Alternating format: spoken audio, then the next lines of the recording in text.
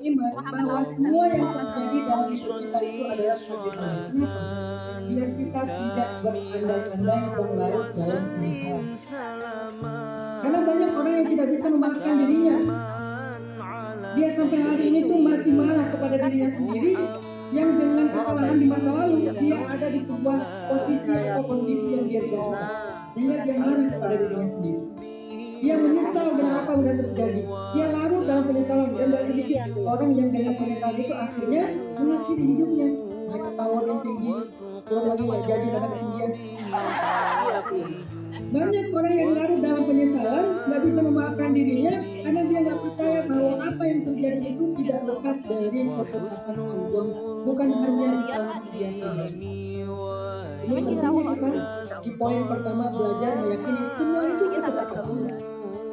Memang asbabnya, syariatnya kita yang melakukan kesalahan, tetapi hakikatnya kan ada syariat, ada hakikat. Syariatnya kita yang melakukan kesalahan, kita yang telah melakukan sebuah dosa, kita yang mungkin pernah menyakiti seseorang, kita yang mungkin pernah mengambil sikap yang salah atau pilihan yang salah dalam hidup, itu syariatnya. Tapi hakikatnya itu semuanya adalah ketetapan Allah yang kita kenal dengan kata takdir.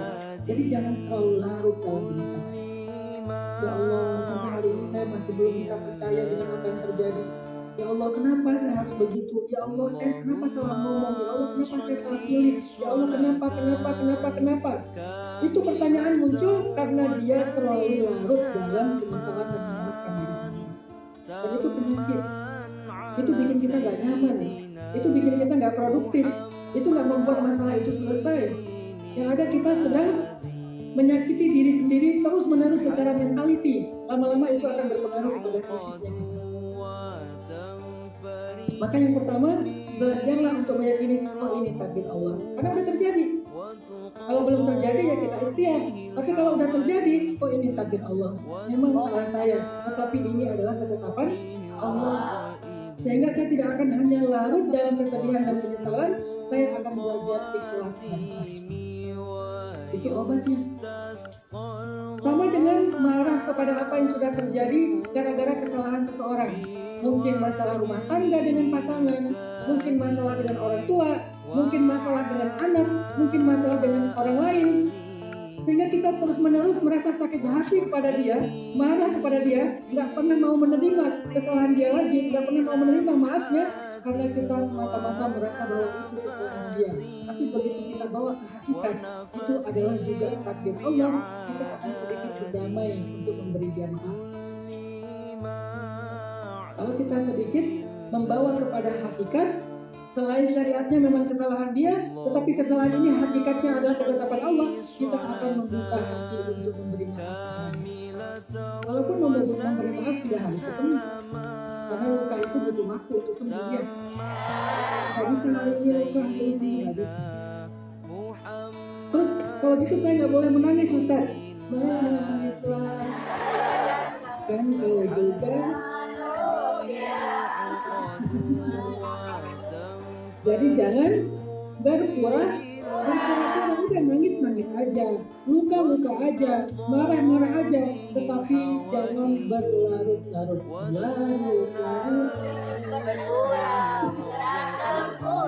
Saya capek bikin materi, mending nyanyi aja lah.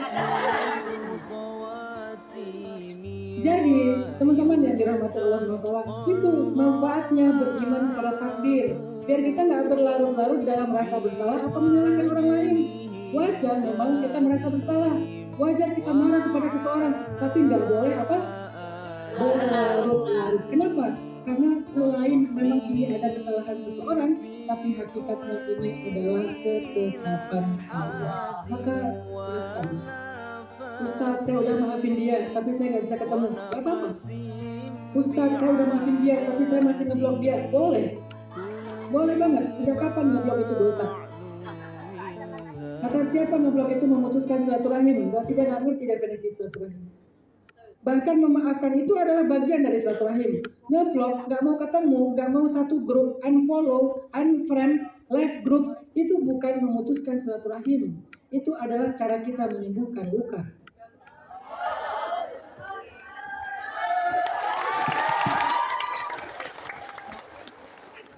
Ustaz kok tahu pengalaman? Ustaz pernah nggak berapa orang? Alhamdulillah. Pernah. Tahu nggak gimana saya menerima hal-hal yang nggak nyaman dalam hidup saya? Kayak misalnya kadang dibully di sosmed, difitnah, dibikinin konten, diedit-edit sesukanya sehingga jadi viral, misalnya dihina, direndahkan segala macam. Gimana cara saya lapang dada dengan itu?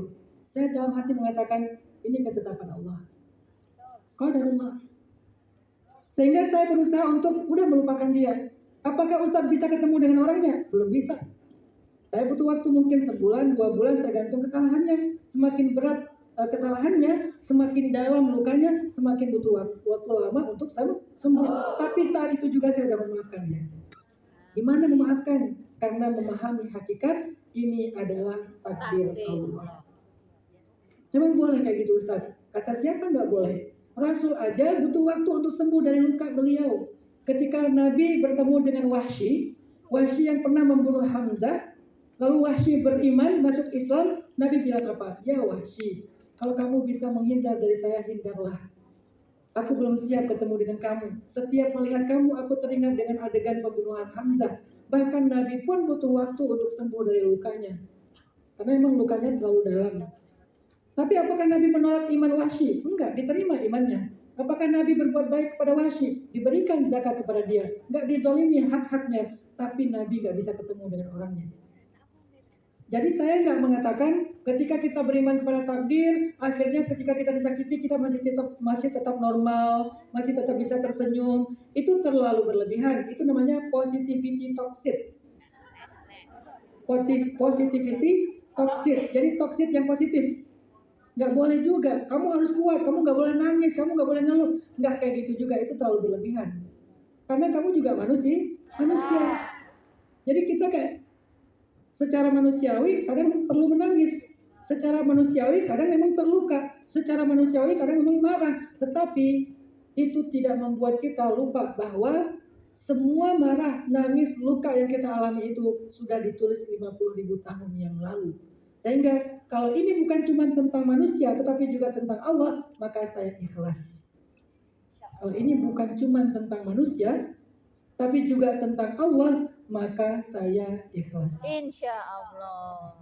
Kalau ini bukan cuma tentang suami saya yang udah jadi mantan, tapi ini juga tentang Allah, saya ikhlas. Kalau ini bukan hanya tentang seorang anak yang durhaka, tetapi juga tentang Allah, saya ikhlas. Kalau ini bukan hanya tentang orang tua yang mengusir saya atau marah kepada saya, nggak bertanggung jawab kepada saya, tapi juga tentang Allah, saya ikhlas. Kalau ini bukan hanya tentang netizen, apalagi netizen Indonesia yang militan ya, yang maha benar, yang tahu segalanya. Kalau ada postingan di TikTok kecelakaan, nggak ada caption, gampang buka aja komen. Itu informasinya lebih jelas daripada kameramen. Kameramen cuma videoin doang, astagfirullah, masya Allah, astagfirullah, masya Allah. Nggak jelas infonya ada di komen. Oh itu kejadiannya di sebelah rumah saya, oh itu teman saya, oh itu. Ada yang dejavu. Kayak pernah dilihat kejadian ini, padahal halusinasi. Kalau ini bukan hanya tentang manusia, tetapi juga tentang Allah, maka saya ikhlas. Katakan itu kepada diri kita setiap mengalami hal yang buruk. Ustadz, saya udah ikhlas, tapi masih berat hatinya, gak apa-apa. Ustadz, saya masih udah ikhlas, tapi masih sering menangis kalau ingat peristiwa itu, gak apa-apa. Terus apa fungsi ikhlas saya Ustaz? Minimal untuk menerima kenyataan. Karena tidak bisa menerima kenyataan adalah sebuah masalah besar dalam hidup kita. Menolak kenyataan, menolak sesuatu yang pernah terjadi dalam hidup kita, kayak nggak mau menerima, berharap itu cuma mimpi, berharap itu nggak pernah terjadi, itu tuh masalah. Tapi mau menerima, oke, itu pernah terjadi pada saya menerimanya, ya udah nggak apa-apa, maka itu ada solusi. Saya juga sering merasa berbuat kesalahan yang agak memalukan atau membuat kesalahan yang kayaknya nggak pantas, membuat kesalahan yang membuat saya menyesal.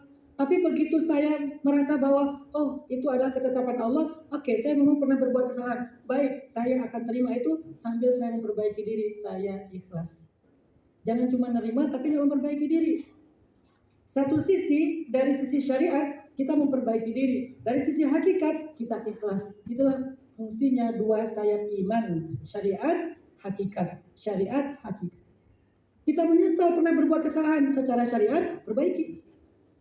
Tapi kalau cuma perbaiki, hatinya belum ikhlas, ini berat. Bahkan sulit memperbaiki sesuatu yang belum kita terima. Syariatnya perbaiki, syariatnya maafkan, syariatnya mungkin kita harus agak menjaga jarak dengan orang itu, menghindar dari dia. Syariatnya banyak, tapi hakikatnya saya terima kejadian itu. Saya terima peristiwa itu, saya terima kenyataan itu. Itulah dua fungsi sayap iman antara syariat dengan hakikat. Itulah beriman kepada takdir. Kalau kita bisa beriman kepada takdir dengan makna seperti ini, insya Allah iman kita akan menjadi obat dari al-hamma wal hazan, sedih dan cemas.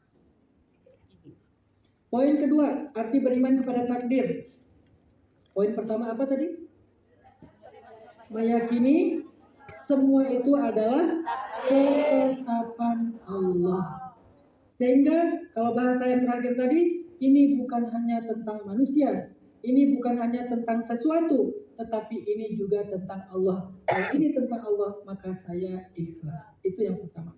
Yang kedua, beriman kepada takdir artinya meyakini Allah tidak menetapkan dan merencanakan sesuatu dalam hidup kita kecuali kebaikan. Kalau yang pertama, meyakini semua ini adalah ketetapan Allah. Yang kedua, meyakini Allah tidak menetapkan sesuatu kecuali itu kebaikan untuk kita. Kenapa bisa gitu Ustaz? Karena Allah Maha Baik. Mustahil Allah itu jahat, mustahil Allah itu zalim, mustahil Allah itu tuli, mustahil Allah itu buta, mustahil Allah itu bodoh. Semua itu sifat mustahil bagi Allah. Allah itu wajib mendengar, makanya nggak boleh kita curiga Allah kayaknya nggak dengar deh doa kita. Padahal Allah sama. Kayaknya Allah nggak ngerti deh masalah saya. Padahal Allah ilmun. Kayaknya Allah nggak rela deh saya jadi orang benar. Padahal Allah itu Rauf. Padahal Allah itu Rahman, Rahim. Dengan semua nama dan sifatnya yang mulia dan sempurna. Maka nggak mungkin Allah itu jahat. Berarti tidak ada yang Allah takdirkan, rencanakan, tetapkan dalam kehidupan kita kecuali kebaikan. Itu poin kedua dalam beriman kepada takdir. Meyakini semua takdir itu baik. Ustaz, tapi kan banyak kejadian yang buruk dalam hidup kita. Sekarang kita pakai surat Al-Baqarah ayat 216 untuk menjawab itu.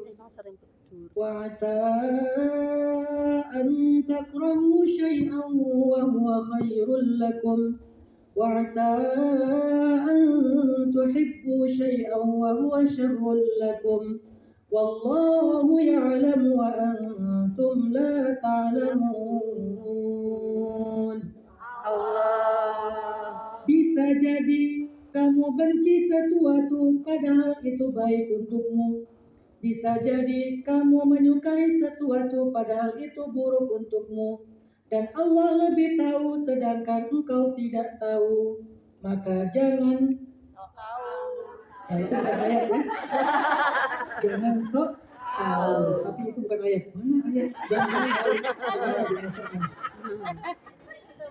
Allah lebih tahu, kita nggak tahu mana yang terbaik, mana yang nggak baik. Jadi jangan ngerasa menurut saya ini yang paling baik. Tapi ternyata Allah memberikan yang lain. Ya udah kita yakin, oh ternyata bukan ini, tapi yang itu karena Allah menetapkan itu. Itu artinya beriman kepada takdir. Gak apa-apa kita menginginkan sesuatu, gak apa-apa kita mengharapkan seseorang, gak apa-apa kita merencanakan sebuah rencana yang menurut kita baik. Tapi begitu terjadi sebaliknya, percayalah ternyata yang kita inginkan tadi bukan yang baik. Allah yang memberikan yang lebih baik. Dan segala macam pengen keluar, ternyata tiba-tiba Hujan. gak boleh libur. Tiba-tiba orang di rumah bilang, kamu hari ini gak boleh keluar karena saya mau ada kebutuhan. Menurut kita yang paling baik itu keluar. Udah ditunggu sama teman-teman. Menurut kita yang paling baik itu ikut taklim. Benar. Tetapi Allah lebih tahu, mungkin waktu itu yang terbaik untuk kita bukan keluar rumah, bukan ikut taklim, tetapi justru tetap berada di rumah itu. Ridho, ya udah ikhlas.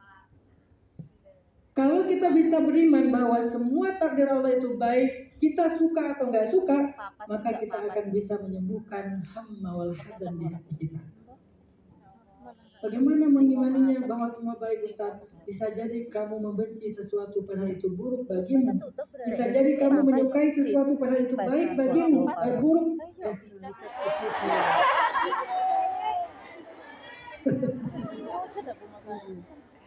Jadi dia bisa jadi gimana sih? Bisa jadi kamu benci sesuatu padahal itu baik untuk kamu. Dan bisa jadi kamu menyukai sesuatu yang belum tentu baik untuk kamu. Allah lebih tahu Apa yang kamu tidak tahu. maka jangan Sok tahu. Ingat ya, Al-Baqarah 216. 16. Jadi setiap kali galau baca ayat itu.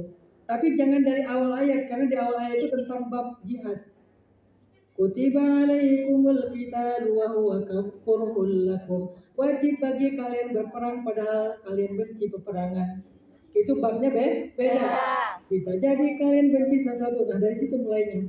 Wa asa an takrahu syai'an. Setiap kali galau, setiap kali sedih, setiap kali kecewa, setiap kali kayak ngerasa harusnya begini kok malah jadinya begitu. Baca ayat itu. Bisa jadi Allah lebih tahu dan kamu tidak tahu. Dan Allah juga jelasin di dalam surat An-Nisa sama. Wa ashiruhunna bil ma'ruf. Hendaklah kalian berbuat baik kepada pasangan kalian. Fa in karihtumuhunna fasa an takrahu syai'an wa yaj'alallahu fihi khairan katsira. Berbuat baiklah kalian kepada pasangan kalian. Kalau kalian benci kepada pasangan kalian, bisa jadi kalian membenci sesuatu padahal Allah menjadikan pada dirinya kebaikan yang sangat banyak. Tuh, Ustadz, gak ada kebaikan pada diri suami saya. Udah saya cari-cari gak ada Ustadz. Misalnya ya, emang suami ibu namanya siapa? Firman. Oh, kirain Firman. Kok gak ada kebaikan sama sekali. Ustadz, dari sejak saya nikah sampai sekarang udah punya anak sekian, bentar lagi punya menantu, saya nggak pernah mendapatkan satu pun kebaikan dari suami saya. Gimana ayat ini Ustadz? Surat An-Nisa ayat 19 yang katanya bisa jadi kalian nggak suka kepada pasangan kalian, padahal Allah menjadikan pada dirinya kebaikan yang sangat banyak. Mana kebaikannya? Dia mencela saya, dia merendahkan saya, dia mengabaikan saya, dia tidak bertanggung jawab kepada saya. Bahkan sekarang ketika saya sudah tidak lagi menarik bagi dia pergi dengan perempuan lain. Apa kebaikan pada diri dia Ustadz? Kalau bukan dia kebaikan dalam hidup kita, maka kebaikan itu datang melalui dia. Kalau bukan dia kebaikan dalam hidup kita, maka kebaikan datang melalui dia. Mungkin dia bukan kebaikan, tetapi lewat dialah kita mendapatkan kebaikan.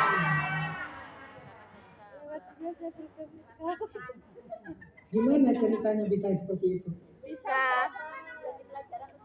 Gara-gara kita sabar, ikhlas dengan suami yang Firman, akhirnya Allah Subhanahu wa Ta'ala memberikan ganjaran keikhlasan dan kesabaran kita, digantilah dengan yang soleh, yang ideal, yang ganteng, yang cakep, yang good looking, yang tajir. Kapan Ustaz? Nanti di surga.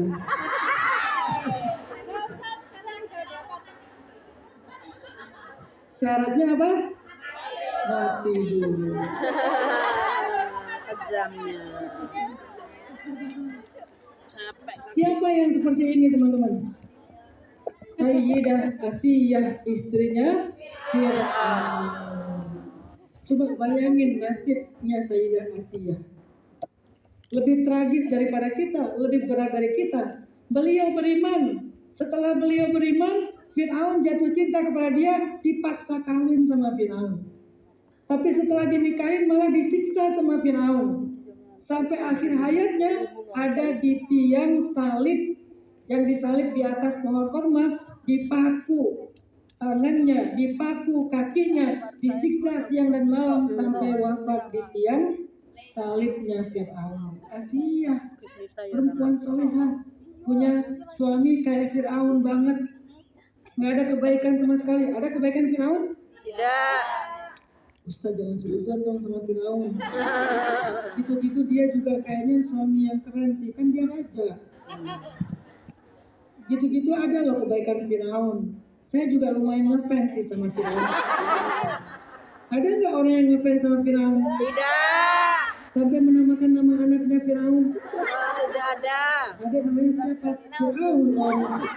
Kan nama kamu Firaun? Soalnya ibu aku ngefans banget sama Firaun. Nggak ada kan ya? Tidak ada. Saking buruknya Firaun sampai tidak ada agama manapun, agama Islam, agama Nasrani, agama Yahudi, apalagi Yahudi, itu musuhnya mereka. Nggak ada yang idolakan Firaun, saking buruknya Firaun. Tapi kenapa diberikannya kepada Asiyah, perempuan sempurna? Cuma ada 4 perempuan sempurna di muka bumi. Asiyah, Maryam, Khadijah, Fatimah. Kenapa kok Asiyah yang dapat Firaun?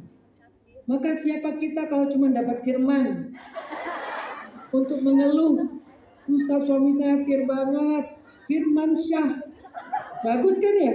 Bukan Firaun dia. Sementara kita juga bukan Asiyah. Harusnya yang dapat Firaun itu mungkin kayak kita yang imannya pas-pasan, tapi malah Asiyah yang imannya sempurna, yang kesolehannya sempurna, kok dapat Firaun? Karena Firaun memang bukan kebaikan bagi Asiyah, tapi kebaikan kepada Asiyah datang lewat Firaun. Gara-gara Asiyah sabar terhadap suami seperti Firaun, akhirnya Asiyah menjadi 1 dari 4 perempuan sempurna, dijamin masuk surga. Bahkan di akhir hayatnya dia sudah melihat surga dari sejak di bumi. Asiyah masih di bumi, masih di tiang salib, tapi dia melihat surga, merasakan aroma surga, angin surga, sehingga Asiyah menutup matanya dalam keadaan tersenyum. Perempuan yang melihat surga dari bumi dialah Sayyidah Asiyah. Itu kebaikannya. Sehingga ketika Allah bilang bisa jadi kamu benci kepada pasanganmu, padahal pada dirinya ada kebaikan yang sangat banyak. Kalau bukan dia kebaikannya, berarti kebaikan datang melalui dia. Kok bisa Ustaz? Fa inna ma'al usri bersama kesulitan ada kemudahan, maka bersama kesulitan ada kemudahan. Apa kesulitannya? Firaun. Apa kemudahannya? Surga Allah. Kemuliaan di sisi Allah. Tapi kan Asiyah meninggalnya nggak punya suami, Ustaz. Nabi bilang dalam hadis riwayat Muslim, laisa fil jannati a'zab, tidak ada di dalam surga jomblo. Itu hadis riwayat Muslim. Di dalam surga tidak ada jomblo. Artinya apa? Kalau dia meninggal dalam keadaan tidak punya pasangan, nanti dia akan Allah nikahkan dengan laki-laki ideal di dalam surga. Siapa laki-laki itu, Ustaz? Allahu a'lam. Berarti di surga ada pernikahan, ada. Bahkan ada weddingnya, wedding organizer-nya para malaikat. Penghulunya Allah langsung, bulan madunya di surga. Coba bayangin. Siapa yang pengen nikah di surga? Kayaknya ini yang terluka di dunia kayaknya. Kayak nggak ada harapan di dunia ya.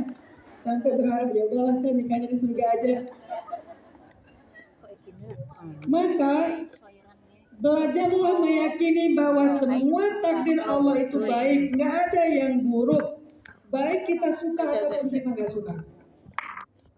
Kalau bukan di dalam takdir itu ada kebaikan, maka di balik takdir itu ada kebaikan. Setiap kali kita mendapatkan kesulitan, teman-teman, sebetulnya kesulitan itu tidak datang sendiri. Dia selalu datang membawa kemudahan. Itu satu paket, satu pasang. Usrun yusrun, usrun yusrun, fa inna ma'al usri yusra, inna ma'al usri yusra. Jadi kalau melihat ada kesulitan dalam hidup, lihatlah dia sebagai seorang kurir yang membawa kemudahan. Kita kalau datang kurir ke rumah bawa paket, tok tok tok paket, kita akan fokus ke mas-mas kurirnya atau ke paketnya? Kita nggak peduli siapa yang bawa paketnya kan? Pernah nggak kita datang kurir tok tok tok paket? Terus siapa ya? Saya bawa paket, mas tinggal di mana ya? Boleh minta nomor handphonenya? Mungkin siapa tahu besok saya ada barang lagi mau dikirim, PDKT segala macam, akhirnya selfie bareng si emasnya. Kan enggak ya? Paling-paling kita selfie-nya bareng apa? Mbak boleh foto dulu belum paketnya? Foto yang lebih jelek daripada foto KTP. Kenapa? Nggak penting banget foto di depan si emas-emasnya. Yang penting paketnya dapat. Berarti ketika datang kesulitan dalam hidup kita, dia itu kurir yang membawa kemudahan. Jangan fokus kepada kesulitannya, tapi fokuslah kepada kemudahannya. Seperti kita nggak pernah fokus kepada kurirnya, kita fokus kepada paketnya. Maka dalam analogi tadi, terjemahan ayat tersebut, fa inna ma'al usri yusra, inna ma'al usri yusra adalah bersama kurir ada paket, dan bersama kurir ada paket. Itu orang-orang yang nggak normal. Datang kurir subuh dan kurirnya paketnya diabaikan, akhirnya bawa pulang lagi tuh paket. Atau ada yang malah dengan kurir itu dia nolak, datang kurir tok tok tok paket, pulang aja, ganggu aja sih.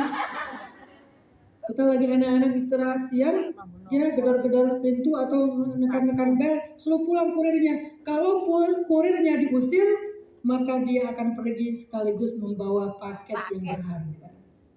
Jadi siapa yang mengkomplain kesulitan sama dengan mengusir kurir, sehingga dia juga akan kehilangan kemudahan.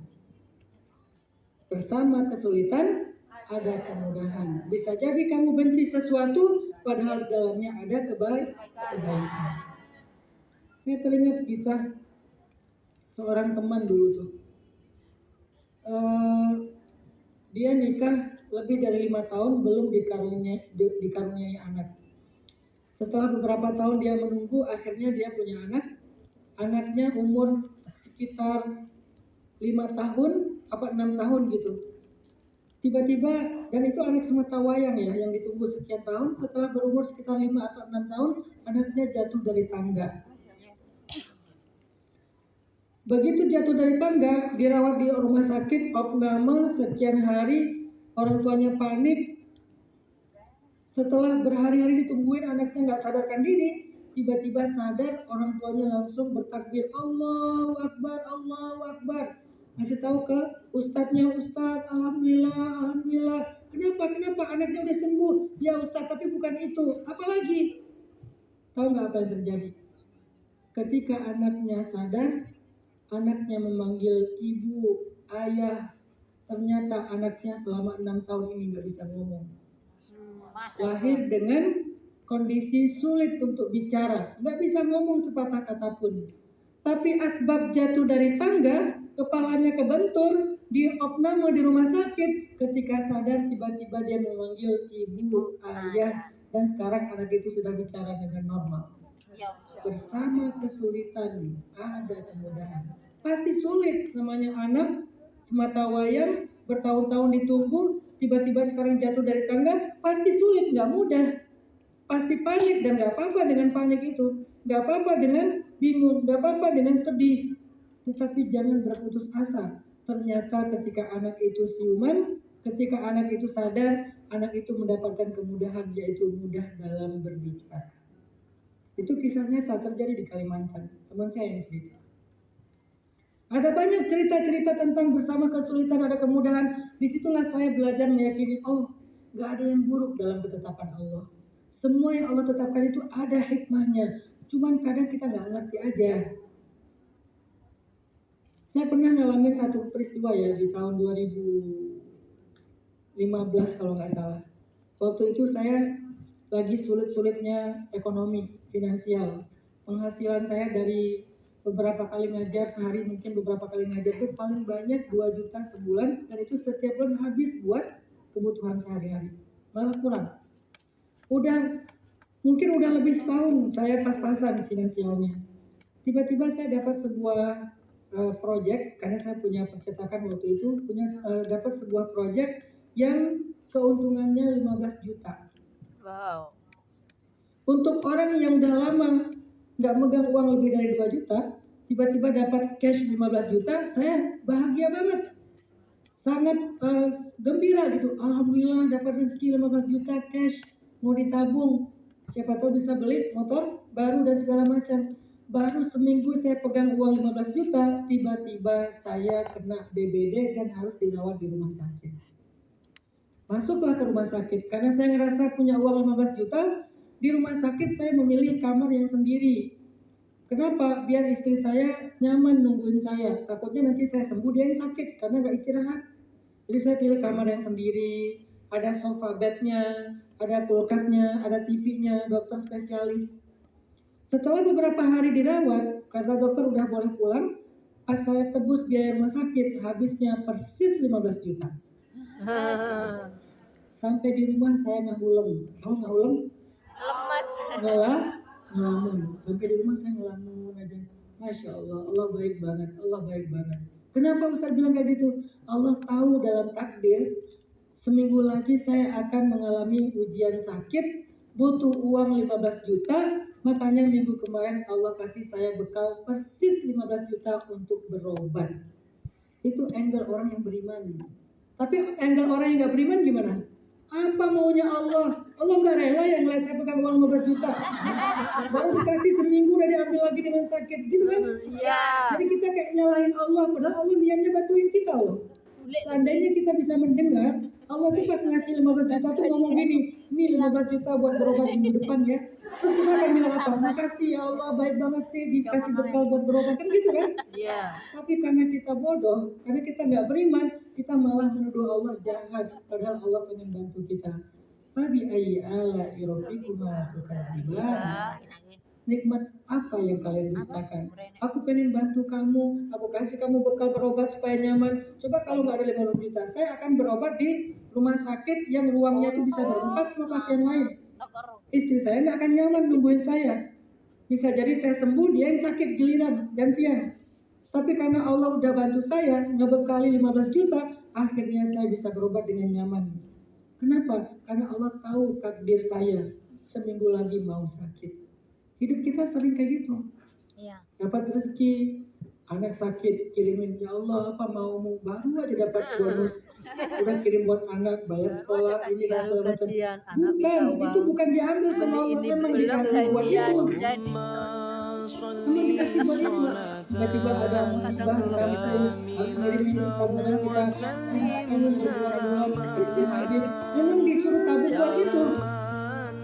Terus untung saya gimana Ustaz? Bukankah menginfakkan harta kita fisabilillah termasuk menafkahi keluarga itu untung besar? Nanti Allah ganti dengan cara yang berbeda, dengan cara yang sangat banyak. Maka jangan bersedih dan jangan khawatir. Ketika kita yakin Allah tidak menginginkan kecuali kebaikan, maka insya Allah kita akan menjadi orang yang lega. Kita akan menjadi orang yang ridho dengan ketentuan. Itu yang kedua, beriman kepada takdir. Yang terakhir, yang ketiga, apa arti beriman kepada takdir Ustaz? Beriman kepada takdir itu artinya belajar untuk menjadikan takdir sebagai sebuah tawakal, menjadikan takdir sebagai alasan kita untuk tawakal. Apa tawakal itu? Menyerahkan, mewakilkan. Jadi tawakal itu artinya mewakilkan, dari kata wakil atau tawakkulan atau mewakilkan dari kata wakal. Berarti tawakal itu artinya mewakilkan. Apa maksud mewakilkan? Menitipkan hidup kita kepada Allah. Itu fungsi beriman kepada Allah. Titipkanlah kepada Allah. Apa kata Nabi? Annallaha idza tudi'a syai'an hafizah. Allah itu kalau dititipin sesuatu pasti dijaga sama Allah. Allah itu kalau dititipin sesuatu pasti dijaga sama Allah. Maka titipkanlah hidup kita kepada Allah. Ya Allah, inni astaudi'uka waladi wa ahli wa mali wa abi wa ummi dan seterusnya, wa amali wa amwali. Titipkan sama Allah. Ustaz nggak bisa bahasa Arab, pakai bahasa Indonesia. Yang penting jangan di dalam sholat. Kalau di dalam sholat pakai bahasa Indonesia batal sholatnya. Tapi kalau kita pengen pas di sujud nggak bisa, paling cuma diam-diaman aja. Cuma bisa gitu doang. Kenapa? Karena kita nggak bisa bahasa Arab. Makanya belajarlah bahasa Arab. Minimal hafal doa-doa. Tapi nggak usah khawatir bagi yang nggak bisa bahasa Arab. Semua ahli surga itu bisa bahasa Arab. Karena di akhirat bahasanya adalah bahasa Arab, bahasa Al-Quran yang dibaca semua orang Arab. Jadi kalau pengen cepat bisa bahasa Arab, syaratnya gampang. Meninggal. Begitu kita wafat, otomatis kita bisa bahasa Arab. Ditanya dalam kubur, man rabbuka? Man rabbuka? Amin. Bukan, man rabbuka gitu ya. Gak usah khawatir, kita gak akan aho-aho di dalam kubur. Pasti bisa jawab, man rabbuka? Allahu rabbi. Wa ma dinuka? Al-islamu dini. Wa man hadzal rajul bu'itsa fikum? Kita bisa lah jawab. Kayaknya gak diajarin deh. Wa man hadzal rajul bu'itsa fikum, itu sama dengan wa man nabiyuka. Jadi bisa ditanya wa man nabiyuka, bisa ditanya wa man hadzal rajul bu'itsa fikum. Gak diajarin. Oh ya, gampang-gampang aja lah. Akhirnya debat di dalam kubur. Ya Allah, aku titipkan keluargaku, anakku, hartaku, terutama suamiku ya Allah. Yang namanya tadi siapa?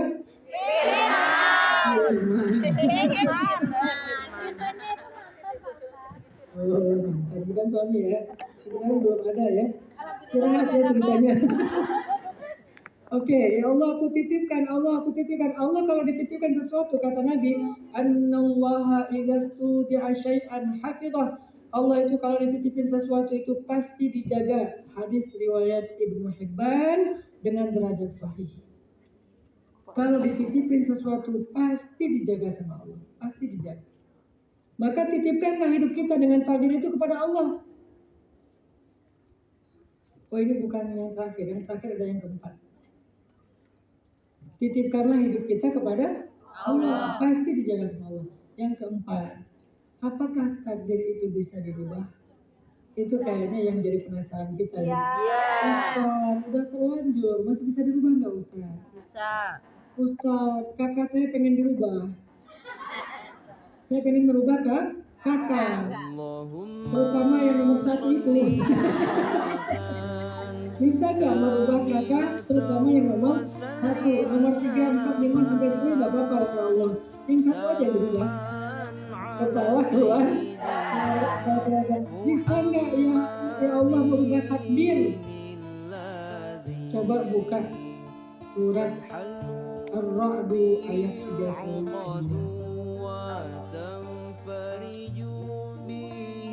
Atau catat dulu.